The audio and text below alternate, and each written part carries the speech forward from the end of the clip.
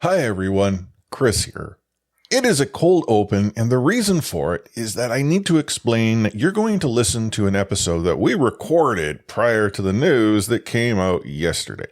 That Quinn Hughes is the newest captain of the Vancouver Canucks. The reason why I wanted to disclose this is that, as you long-term listeners know, Anna and I normally record our show Monday nights in preparation for Tuesday, which wouldn't have been an issue this week if we had waited till Monday, except we had some scheduling issues. So we decided to tempt fate, recorded Sunday thinking, what could actually happen? We'll publish Tuesday. Won't be an issue. Well, guess what? It's an issue. So please understand that we weren't aware of what was going to transpire when we were talking right off the hop about the rumors of Quinn Hughes becoming captain. We now know it's true. We'll be back next week at the regular time and in turn, maybe have a mutual mea culpa. But until then, please enjoy the show. 6.5%, was it? Is that what the current odds are of the Stanley Cup? Well, and if you look at the round-by-round progression, the Stanley Cup favorite is the Vancouver Canucks. What a time to be alive! Talking you through every goalie controversy, scoring slump, and draft lottery bust, this is the C4 Podcast on CanucksHockeyBlog.com. Here they are, the best starting lineup we could afford under the salary cap. Chris, Matt, Anna, and Adam. Welcome to another episode of the C4 Canucks Hockey Podcast, brought to you by the Full Press Coverage Network and CanucksHockeyBlog.com. I'm Chris at Lightforce, joined virtually, as always, by the Goldfish Extraordinaire, Anna Forsyth at A-Forsyth03. Welcome, Anna. Thanks for that, Chris. Yeah, not called Goldfish Extraordinaire because I forget things easily. Although I do. My short-term memory isn't great. But isn't that be a goldfish? Like when that saying is inferring is that you forget what just happened? Yeah, it's true. That's the thing. So then you are Goldfish Extraordinaire. Yeah. But also, I was eating goldfish as we started recording. Very tasty snack. It's big time snack here in the Golden household. I was going to say, if anyone outside of North America is confused, like, it is a cracker. I was not swallowing live fish. Yeah, it's a cracker shaped like a goldfish. That's the goldfish point. But what's interesting about goldfish is like it's a cheese or cheddar or whatever simulated orange color flavor cracker for the most part. The rainbow themed ones are real big here because Baby Force loves color, but they make limited edition pretzel version of the goldfish. Those are good. I'm a big fan of the pretzel. But the salt vinegar ones are the absolute best, but harder to find. I don't think I've had them. Yeah, they're harder to find, but you must persist. Well, I mean, that's what people tune into our show for, not to do with the Canuck speculation. It's snack takes. We should have you know how we used to have off the rails? Yeah. It should be like C4 snack takes. And they could be short content, snackable content. Yeah, see? Snacks. Look at this. Just brainstorm. This is great. Yeah. But no, we are here to talk about the Vancouver Canucks. It is September. And it's, getting close to a new season. Players are in town. They're skating. They're on the ice. Brock Besser is talking about hitting the gym hard. There's rumors of a captain because why wouldn't there be? Lots for us to start to dive into. And that we will as we rewind. I like how you put in the rundown. Strong rumors about Quinn as captain. I mean, yeah, strong rumors. You've got Dollywall saying his sources are telling him it's Quinn. You've got Friedman saying, yeah, it's Quinn. And obviously it could be that Dollywall and Friedman have the same sources. But the way Quinn's sort of been talking as well has me believing these rumors to be true. These, quote unquote, as you call them, strong rumors. Yeah, I mean, we obviously don't know for definite, but, if Dollywall says something, he doesn't say something unless he's pretty sure it's going to happen, and, yeah, as sure as we can be, I think, Canucks are naming captain. I don't think they want to do the whole season without a captain thing that they did post Sedin's, which they had their reasons for. I don't know if they're good enough, but yeah, I think they kind of made their mistake once and don't want to do it again. Yeah. Well, let's sort of take that idea apart a little bit, because this is something that has been brought up. Daniel over at Pass at the Boulis had talked about how having Quinn captain what's potentially a sinking ship in the Vancouver Canucks isn't fair to him, isn't a good way to start his tenure off. I don't subscribe to that theory. Yeah. But I do understand where Daniel is coming from if this, puts Quinn into the cauldron and, lets him, melt away with the night in, night out media pressure if things go sideways right from the hop. But then if, let's say, that does happen, I feel that Quinn then has the ability to sort of, quote unquote, earn his bones and come out of that, much stronger as a result. But like, to me, we've talked about this on the show, whether it's a sinking ship, whether it's a team that, is on the cusp of playoff potential or somehow all the pieces fall into place and this team is actually a playoff performer, Quinn is the guy. I mean, we may spit around names and dark horses, but Quinn is the guy in our mind. Totally. And I do see where Wax is coming from. He's an empathetic guy, and it does put a lot of pressure on Quinn, but Quinn's lived with pressure his entire life as a hockey player. Look who his parents are. Jack Hughes, Jim Hughes, Jack's his brother. Legendary, hockey coach. He went through the U.S. National Development Program. His mom was closely involved in hockey. And then he's the leader of his pack of brothers of rising hockey stars. And it doesn't seem like it ever affected him. He sort of thrives under that pressure, and even failing markets have to have leaders in. Mm-hmm. And I don't know if it necessarily helps the team, the market, or Quinn to just say, it's not fair to name a captain. Arizona have a captain. Wait, do they actually? Well, they have 20 captains. It's just 19 of them are on the injured reserve. I was actually, maybe they don't have a captain, but I don't think it necessarily helps struggling teams to not have captains. Yeah, I too agree with that. I feel the Vancouver Canucks need a captain. Having no C makes no sense. Now, an idea that I had sort of propagated in C4 when the rumor, hit the airways was, could they approach it similar to how the team approached Linden as being captain? For those that don't know or recall, when the C transitioned from Stan Smeal to Trevor Linden, it wasn't a seamless, here you go, young man, lead this team. Linden was provided an opportunity to wear a C on occasion, but he was also surrounded with leaders. I believe Doug Lidster at the time had the C on his chest as an example.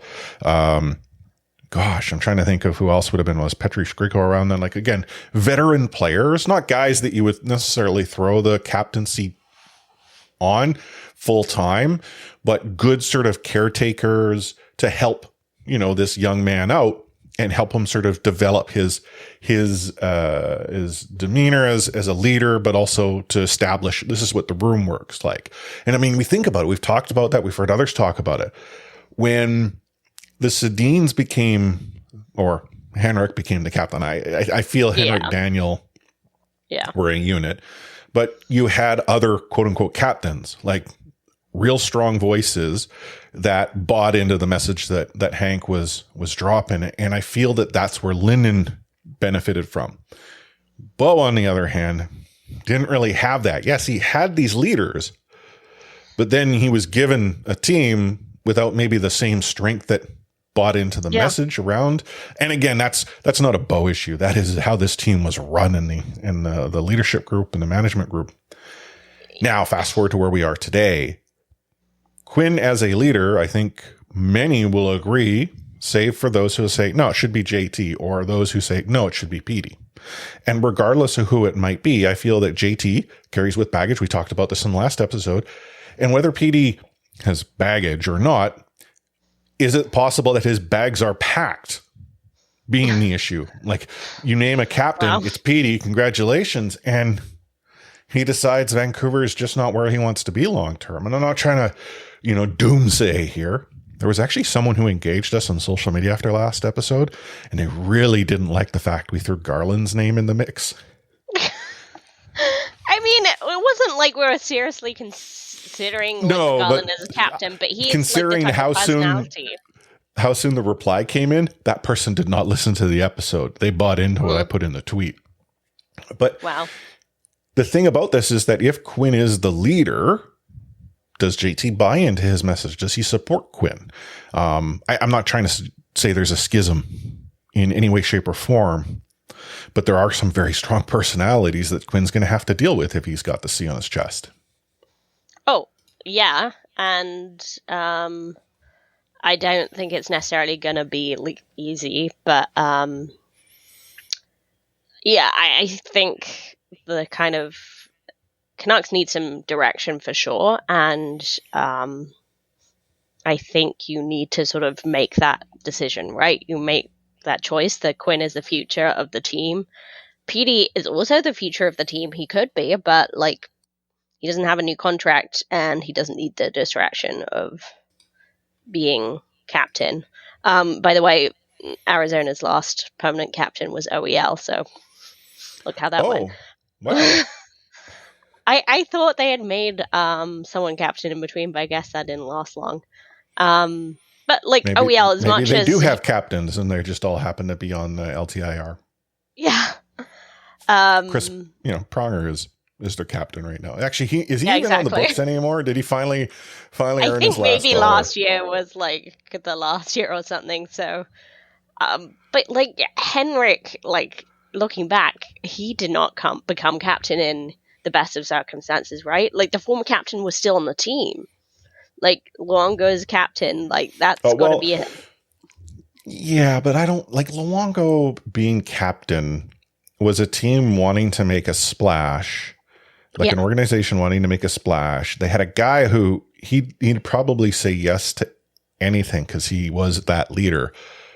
But I believe Luongo also realized that being the captain wasn't necessarily a distraction that he needed in his world, but moreover, not wearing the C didn't make him less a leader.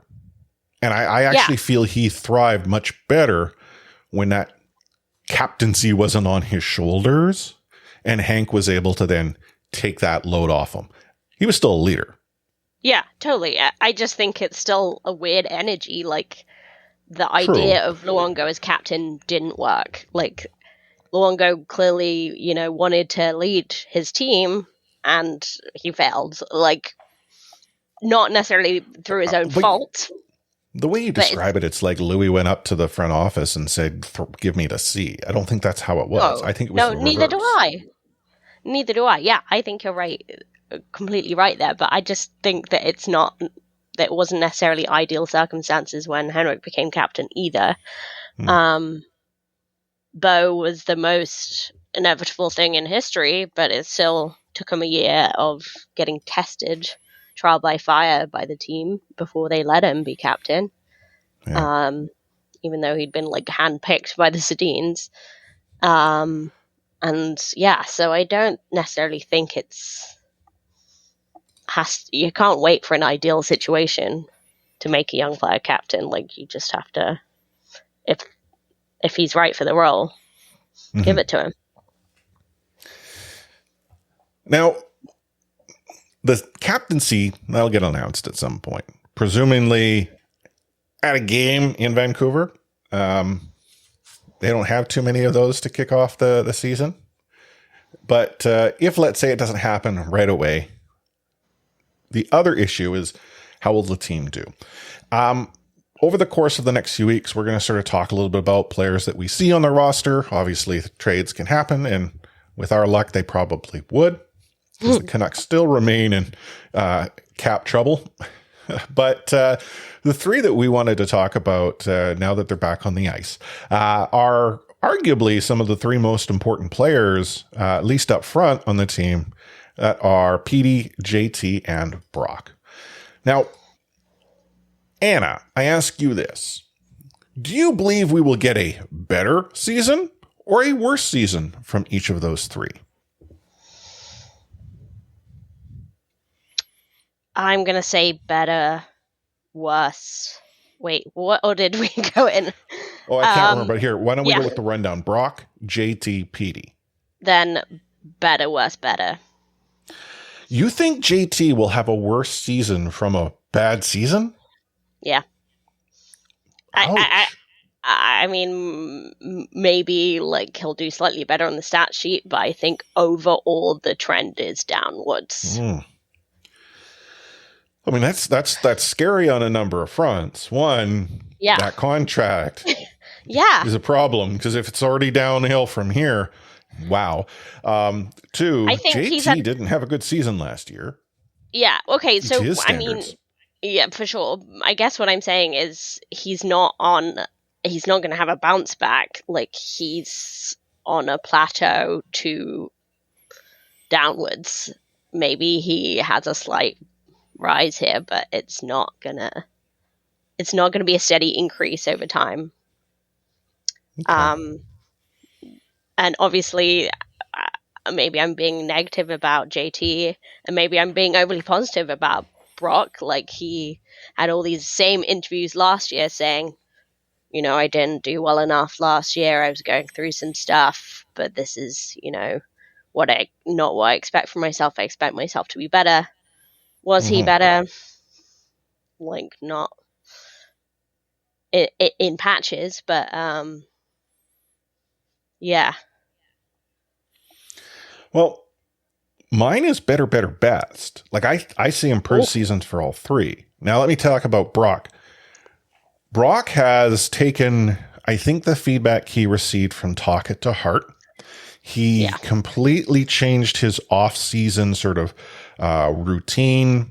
And as he disclosed, he hit the gym hard, really looked on to come to camp strong and fit. And that's not to suggest in the past he wasn't. Like I think he performed in the, you know, the beauty league and what have you. But what he wanted to do is he wanted to come to camp with the ability to perform with strength in the preseason and to maybe have more speed as well. And I think that serves Brock well. I mean, he's coming off a tough season on a number of counts. The season itself was tough. He sort of fell out of favor, but now I think the organization has come to the idea that Brock is part of our future for now.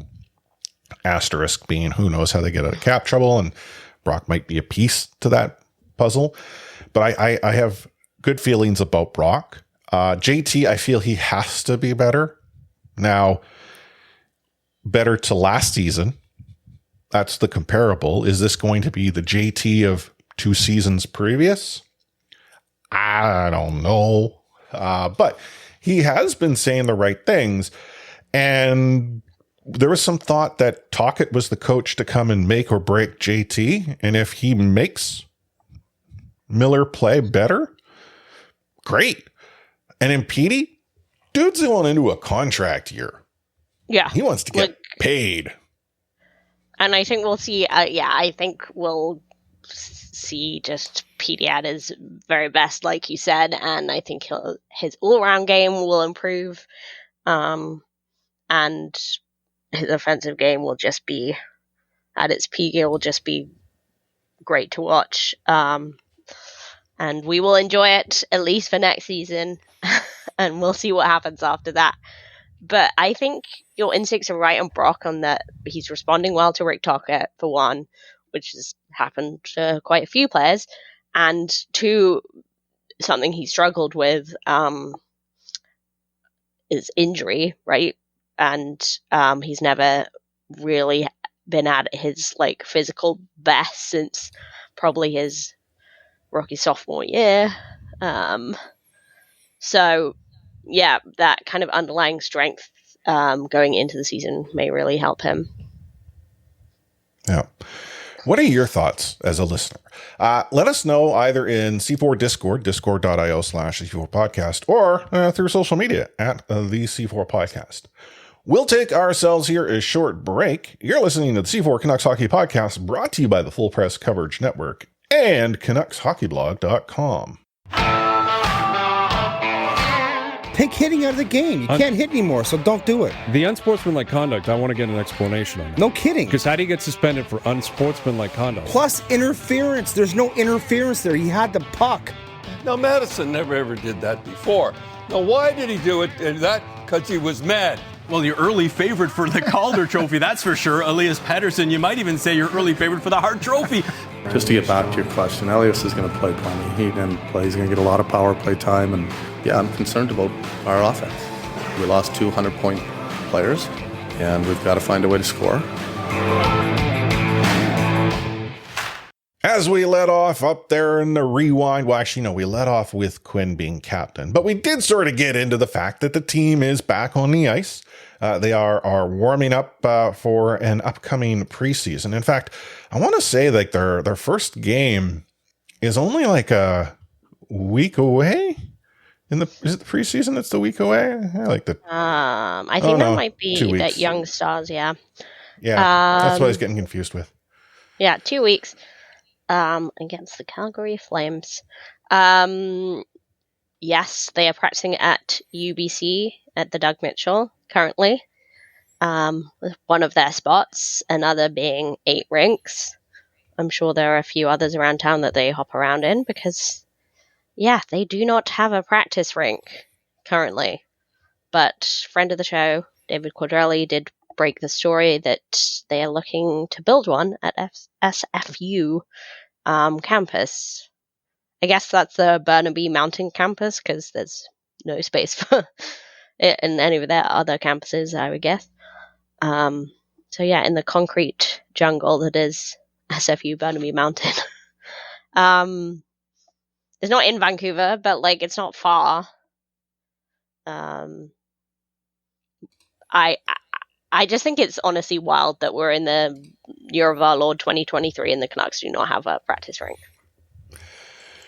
Well, now, one thing to also consider, now this is very convoluted, but the Aquilinis, I think, have a deal with the city of Vancouver, or are at least involved in a deal with the city of Vancouver. And I believe it's Concord Pacific who currently owns the land sort of across the street right on Cole Harbor. Mm-hmm. And the redevelopment of that land, which is currently empty. And then I think also it includes like Enterprise Hall and I don't know what the old name of the building, maybe it is part of Enterprise Hall, but the Expo 86 buildings, was the development of a recreational facility that include a rink. And in the initial sort of planning phase from way back when, of yesteryear, mm-hmm. the Canucks were going to be using that and contributing some, I think, money to be their practice rink. Like this was sort of the idea and the vision. Now, as things have sort of unfolded over the many years, Concord Pacific, not so much in a hurry to develop the land. And since then, there have been some discussions as to, do we really need to build a rink or a recreational facility? Because this land's pretty expensive and it seems like, not a good use of the, land in our idea. And again, stalemate. So I don't look at the Canucks and say, what are you doing? But that said, if they are going and partnering with SFU, there is an interesting component because SFU has, in my memory, never been a hockey university. It is the football university. Granted, they actually mm-hmm. football program, like women's softball, rugby. Like these are the sports that really, stick out mm-hmm. in memory. So this is unique because UBC Thunderbirds. That was the hockey university sort of in British Columbia. The other piece of the puzzle, though, when it comes to up on the hill, when it snows, it's a tough place to get to and from. Yeah. Are they building Yeah, the people gondola get to like stuck. stop at the rink? Yeah, constantly. Yeah, that's a great point actually, because so I used to play netball out there at Burnaby Mountain, and it was just a case of like in the winter it was just like get in and get out as quick as possible, because if it snows you do not want to be stuck on Burnaby Mountain. Yeah, it is interesting, like just the constant Vancouver and development, and we're not going to get into the weeds here because one, I don't know enough about it, but just like the Aquilinis have a lot of power as property developers in Vancouver. Like there's very few large property developers that have the kind of power that they do, but Vancouver and not doing things in its own interest has pretty much always gone hand in hand. But like you said, like SFU not known for their hockey program, but UBC almost lost varsity status and they're constantly in danger of losing their hockey program. I think the Canucks had to like give them money to keep them going, and they've certainly like raised funds for them. And like, because how embarrassing would that be that like you have an NHL team using your practice rink and you can't fund a hockey program? Like, yeah, UBC has a lot of money, but not necessarily using it in the right ways. I mean, they are refusing to pay the amount the city wants them to extend the SkyTrain to UBC, so it's still not going to UBC after all these years. So it's just a series of institutions acting pretty clumsily, let's say. But like, if you're a serious NHL team, you need a permanent practice rink. You can't be.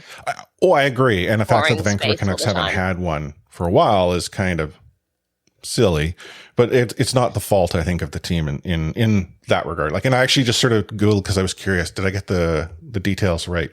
It may not have been Concord Pacific. I use them because Concord Pacific essentially owns the majority of the Expo 86 lands.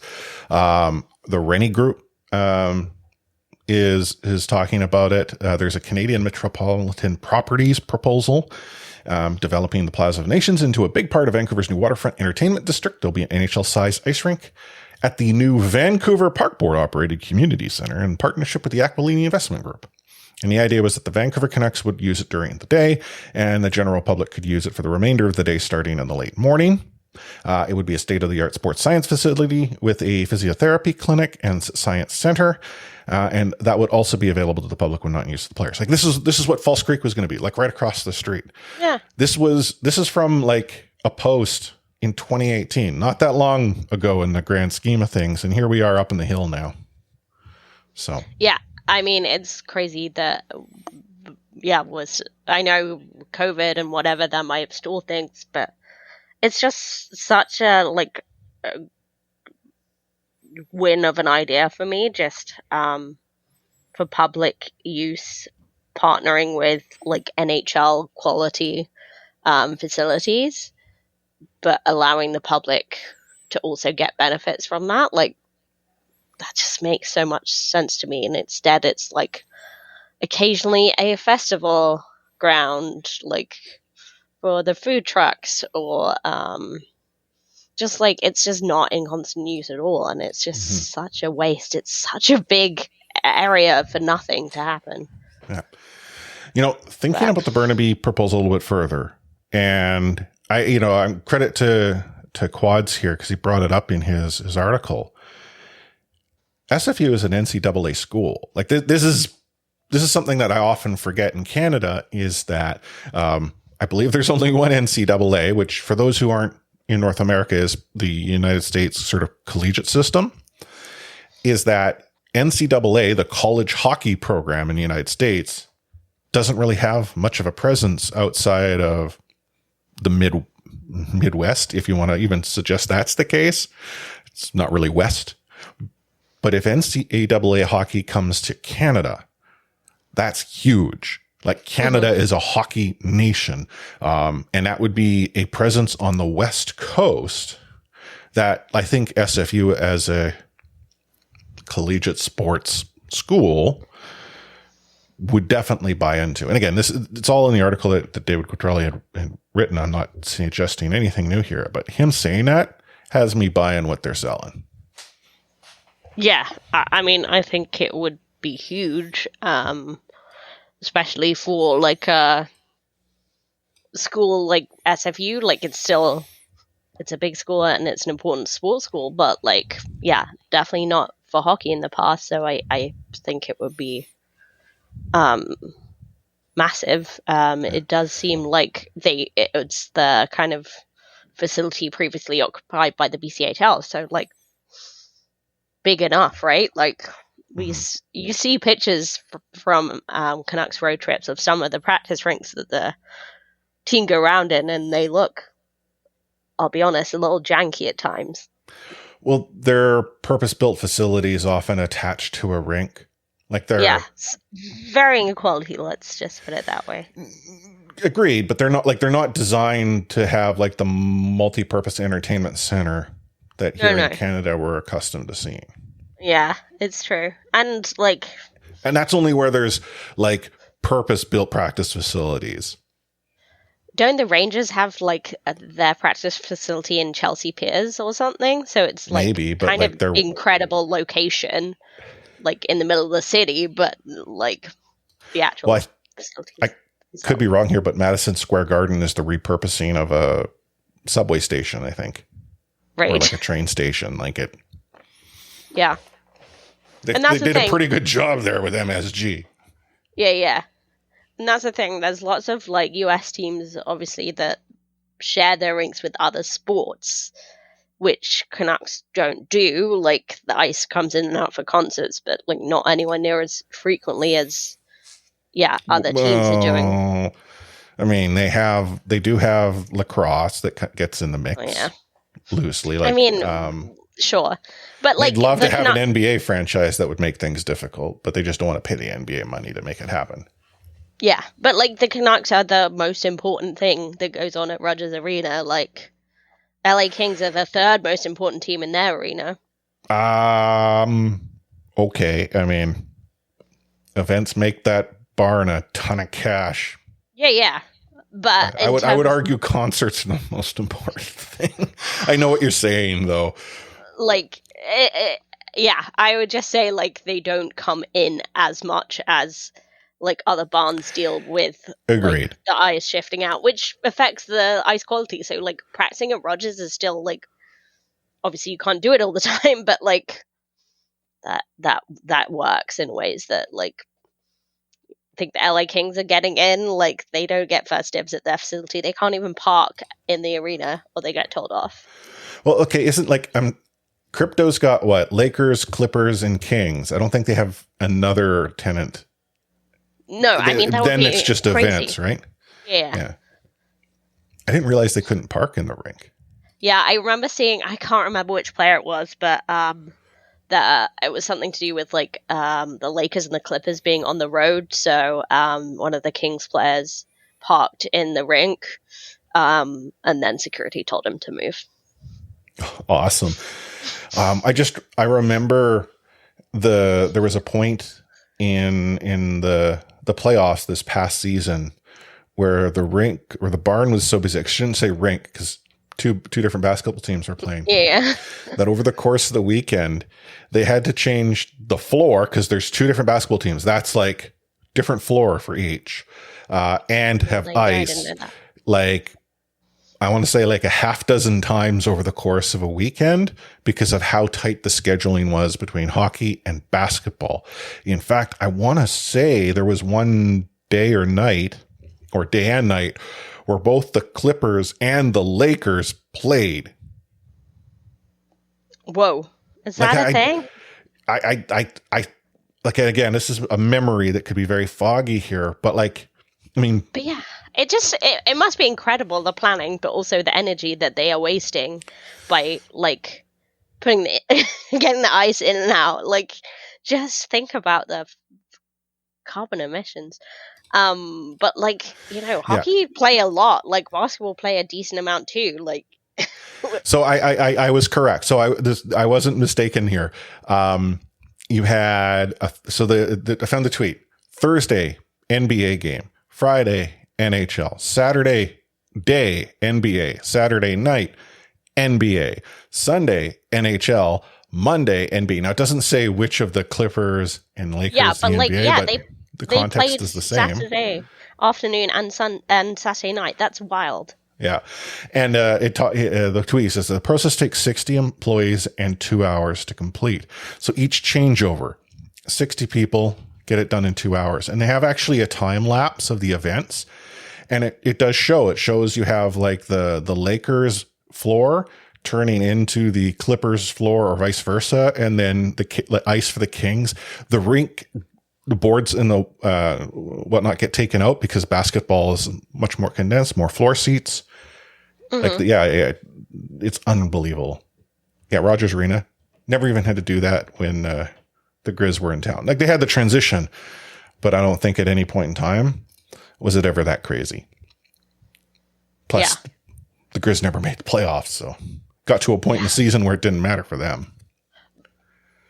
But yeah, it is interesting that obviously that we talked about it last time with the Drake concert getting cancelled because Canucks put in a new Jumbotron that was unsafe. Like, that's got to be embarrassing. Just if the concerts are what is making you money, and Drake is just like a huge concert, like I don't know how quick some people will be coming back after that. So yeah, maybe we'll see some more artists skipping Vancouver on that tour. So if you heard the last show and you were curious, did the second date go off? It did. The second and the rescheduled date, they went off without a hitch. Drake was in town.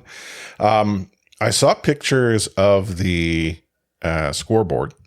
Mm-hmm. And so if you've seen the artist rendition, it shows the digital display on the inside as well, angled down. So like if you're down low, you can look up and you can see sort of the score bug or whatever. That part's still incomplete, or it was.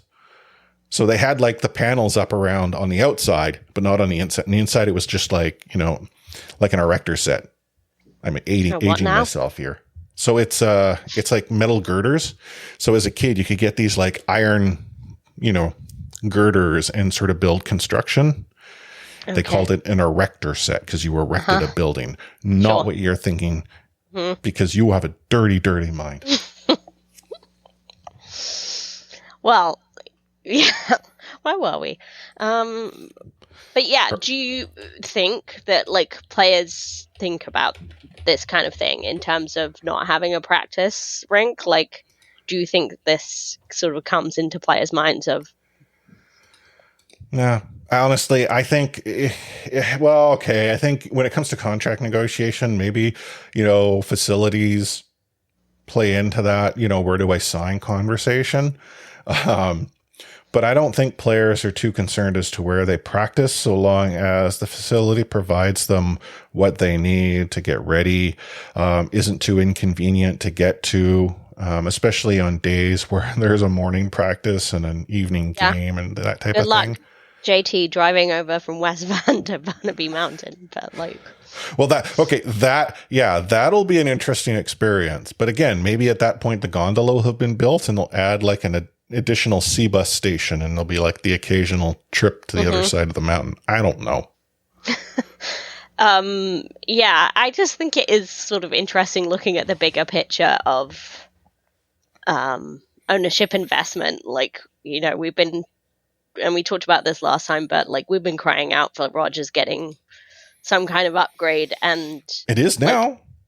But to the seats, to the overall apparently experience. That's next season, allegedly. Yeah, allegedly. Like the things they've invested in is a scoreboard. Like I get that it looks cool and is an improvement, but one, it didn't work and delayed a concert. Okay. But they left themselves like a couple of weeks to make it all happen. Like they were maybe a little aggressive in their timelines. It's not that the scoreboard doesn't work. It simply hadn't been fully put together yet. Yeah, something was falling off it. Yeah. Yeah. But like, it's not like I would have put that in the top 5 things that I think Rogers Arena needed. And I definitely wouldn't have put like a fancy like block of seats for the rich people. in there. But the rich people are rich, and you want some of that richness. I get it, but like the fact that it's been so long with the Canucks having poor overall arena quality. As I have said on the show previously, the day they update the Orca Bay Sports and Entertainment, foldable chairs is the day that I believe we're going to see them reseat the Raj. Mm-hmm.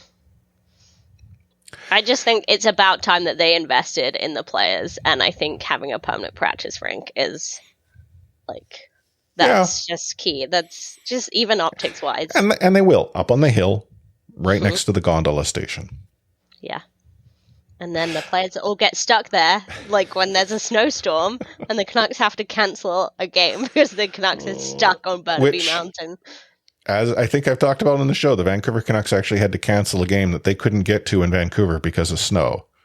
So, I mean, in fairness, San Jose was here, and they couldn't leave Vancouver because of the snow either. But yeah, I've been to football games that have been cancelled because of the snow when, all the catering are there, all the players are there, half the crowd is there already there, and then they cancel it because it's too unsafe to get to the stadium. Yeah. So I think, people who've listened to the show a long time recall that one of the podcasts I listened to is Dear Hank and John. The hosts are John and Hank Green. It's somewhat on hiatus, but John Green is I don't know, he's not an owner because of how AFC Wimbledon is structured, but he is, and he sponsors the team. He talks about how the number one issue facing the team is often the dastardly evil entity, frozen pitch. Yeah. I mean, it's true. If you don't have the facilities, it's so easy for, with the weather in England as it is, for a frozen pitch. Dangerous in some way. Arsenal's pitch is, incredibly high end, so they don't usually have to deal with that. Quick sidebar on Wimbledon, though. I don't know if I mentioned this on the show, but I just read a book about the whole Wimbledon saga of franchising in the one time or the one time in Milton Keynes. Yeah, and it's called Underground Overground, which is a reference to the Wombles. And if you don't know what Wombles are, look them up on YouTube and thank me later. Okay, I will. As we sort of look to wrap up this episode, we would do a disservice if we didn't talk about the PWHL has gotten itself going in its new form. Just a quick recap, 6 teams competing in the league. They are Montreal, Toronto, New York, Boston, Ottawa, and Minneapolis, St. Paul. And their free agency period of 10 days kicked off on September 1st.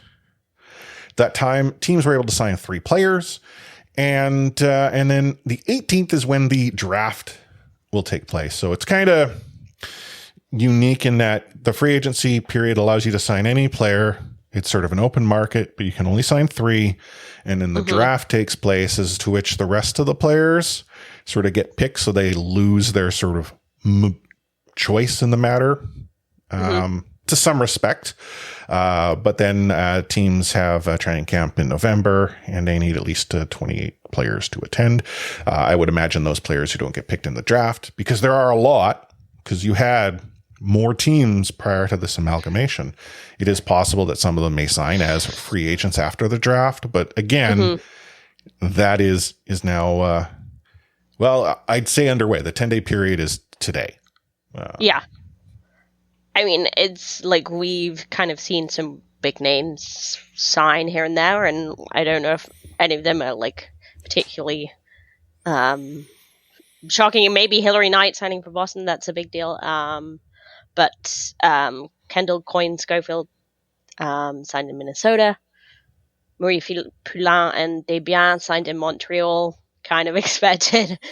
Sarah Nurse signed in Toronto, so some really big names there. I do feel like I've kind of it's kind of losing the momentum and the excitement that was kind of generated when they announced their team, and then very quickly, they're announcing player signings and people were really excited, and now it's now we wait for the draft, and like, which is a full week away. And I can't help feel like I'm obviously saying this as a disgruntled Connecticut Whale fan, but like Hartford just can't catch a break. Yeah, they really cannot. I'm very glad I invested in some more merch last year. Yeah, just like it feels like completely absent. Like the PHF feels completely absent. Like obviously the star players were always going to be like PWHL. There's a reason that like continued. There's a reason they didn't sign in the PHF. There was getting a few maybe bigger stars in the last few years of the PHF, but yeah, it does very much feel like a PWHL league. And yeah, I mean, I get why they're not starting until January, but that just feels like they've got a lot to sort out, but at the same time, it just feels like they're not generating any interest right now where they could be. Like, they've got these huge signings, like, I don't know, make some noise, I think. I hear what you're saying, but I also think it's important that the league needs to ensure it gets it right without setting expectations that are too high out of the gate that they might not be able to meet. Like it's a weird spot to be in with the the post amalgamation of the two, in that you are now sort of pressing a reset button, and at the same time you're sort of also steering this course into somewhat uncharted territory. And it's not like you can take a previous model and just simply say, here we go, this is how we're going to do it. Like, I'm not suggesting you're wrong. I think you're right. One of my complaints with my other podcast is long off seasons with limited hype. Yeah. You build all this momentum. Yes, there needs to be a point where there's this sort of pause where you catch your breath, but catching your breath shouldn't last 4 months. Mm-hmm. Yeah. And I know you're saying like, this is their shot. They have to get it right. They'll finally have some NHL support. The NHL have been very, very vague on what that might look like. But they've... So that's because the NHL isn't really prioritizing the idea of support other than lip service and which they have offered. Yeah, exactly.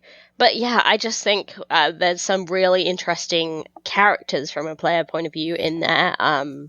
Sarah Nurse is like just one of the most interesting people if you've ever heard her interviewed or speaking. She was featured in the Black Ice documentary as well, and just like hugely skilled players, of course, as well. But like they've got such opportunity with these players that they've already signed here. So I really hope they build on that. I hope they make some noise with the draft. And what I really, really hope for is that my gals, Kennedy Marchman and Taylor Gerard, end up on the same team so that I'm not forced to pick between them.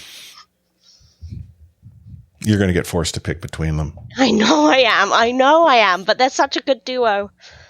Yeah. Yeah. Well, here we are at the end of this week's episode. We will be back again next week with another show. That's right. We are back into the swing of things. It is a new season upon us. There is hockey to talk about. Maybe not as much as we would like in the beginning, but once Young Stars happens, camp gets underway, preseason kicks off. That's only a couple of weeks away. A lot more for us to get into. Our plan is with this season to, again, have a little more fun, as Anna and I are apt to do. We're not going to shy away from any tough topics, and we'll still continue to look to get guests, some of which you are used to on the show, and others as to which are going to be brand spanking new. Because when you're, the best mediocre Canucks hockey podcast out there, one of the top 137, number one in Angola, you got to differentiate. Yep. I did try and explain the whole number one in Angola thing to my friend's elderly grandparents the other week. They were very confused. I mean, starting from the fact that they didn't know what a podcast was, and we had to explain what a podcast was, which is like, it's like radio, but not live. Shout out to our Angolan fans who definitely exist. Mm-hmm. Okay, I'm genuinely curious. If you're truly listening to our show in Angola, that is awesome. It truly is awesome. But we need to somehow connect. How do we elevate you as a listener on our show, our Angolan listeners, number one Angola, better than any other hockey podcast, number one in Angola.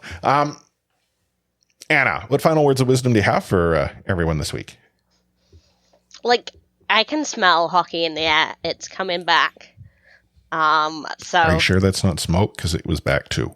Yeah, that was back too. Also, sometimes you smell bad things because, which I think might have to do with the dock workers being on strike. But yeah, that's Vancouver for you. But I saw a picture of PD smiling whilst wearing a Canucks helmet and skating in Vancouver, and that just brought me some joy in this tough time we live in. So I'm excited. Yeah, I think it's a fun time of year when hockey returns. It's a year sort of goes from January to December, but for us, this is a new year, when the puck drops on the ice, and it just signifies to us sort of the potential of exciting times. And let's be honest, the Vancouver Canucks in the first game of every season are going to win the Stanley Cup. At the end of that first game, we may have doubts. Yeah, but it's blank slate is a pure joy. Yeah, Schrodinger's cat, Canucks, Stanley Cup chances, we don't know what they are right now. They are both alive and dead until we open the box and blow the whistle in the first game. Yeah. And if they win, that's obviously plan the parade. Exactly. If you want to check out our broken website, c4podcast.com, you can. It's broken. If anyone out there has skills that can actually go and whip one together, it doesn't have to be shiny, just something that works. We would be forever grateful. Sometime around, I might go and look into fixing it, but until such time, it remains broken. The widget, though, for our entire back catalog-ish works, and I say ish because of reasons, which we can't get into in the show. You can follow us on social media at the C4 Podcast, whatever the heck X is or Twitter is. We have a Facebook page. We just don't use it all that often, and I don't think we're on Mastodon yet. And if you ever feel the desire to help Anna and I out and cover the costs of the show, or potentially just a pint, you can head to support.c4podcast.com and throw us a few bones. You can either do that on an individual basis, one-off, or alternatively, you can sign up on a monthly or annual basis. And to Rich, Neil, and Anna's mom, I found the stickers. I need to get them into mail. It will happen. So for those of you who haven't signed up, you can figure out how to get a sticker too on Buy Me a Coffee, or as we call it, Anna, Buy Me a Pint. So on behalf of Anna Forsyth at A4Size03, myself, Chris at Lightforce, I'm going to sign off this episode of the C4 Canucks Hockey Podcast, brought to you by the Full Press Coverage Network and CanucksHockeyBlog.com with We Out.